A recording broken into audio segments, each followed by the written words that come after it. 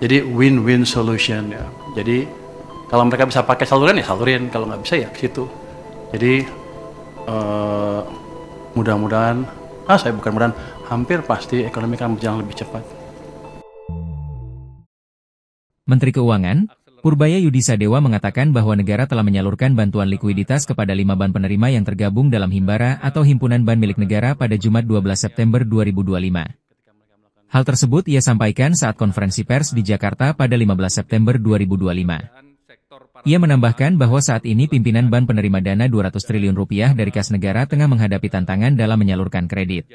200T hari Jumat sudah masuk ke perbankan. Uangnya udah nongkrong di sana. Sekarang saya duga para dirut bank pusing. Mau nyalurin kemana?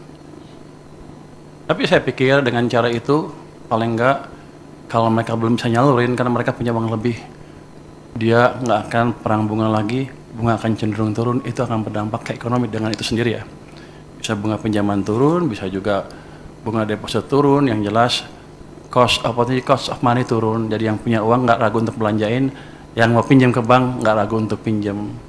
Untuk alokasinya sebetulnya niat saya adalah suka-suka banknya.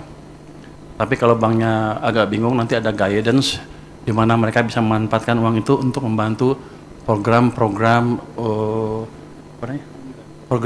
unggulan pemerintah. Jadi win-win solution ya. Jadi kalau mereka bisa pakai saluran ya salurin, kalau nggak bisa ya ke situ. Jadi mudah-mudahan, hampir pasti ekonomi akan berjalan lebih cepat. Setelah 6 bulan, saya udah hitung, ini pertanyaan banyak orang, apakah setelah 6 bulan akan ditarik oleh pemerintah. Saya bisa hitung bahwa biasanya uang pemerintah yang disimpan di bank sentral itu lebih di atas itu. Jadi kalau 200 triliun aja tidak akan mengganggu kondisi saya. Dalam pengertian saya tidak harus terpaksa menarik dari perbankan dalam keadaan kepepet.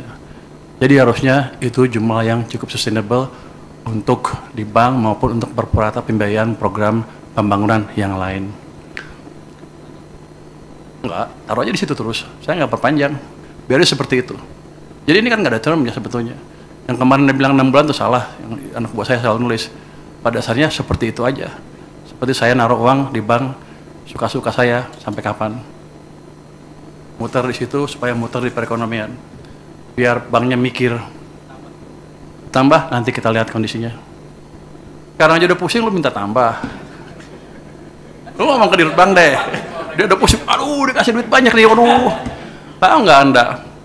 Pada waktu saya mau nyalurin 200 triliun, banknya bilang apa? Saya hanya sanggup menyerap 7 triliun.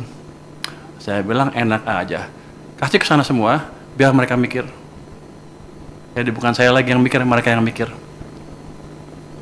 Bagaimana pendapat Anda terkait langkah tersebut? Apakah akan berdampak pada peningkatan ekonomi Indonesia? Tulis pendapat Anda di kolom komentar. Jangan lupa like, subscribe ke Panggung Negeri.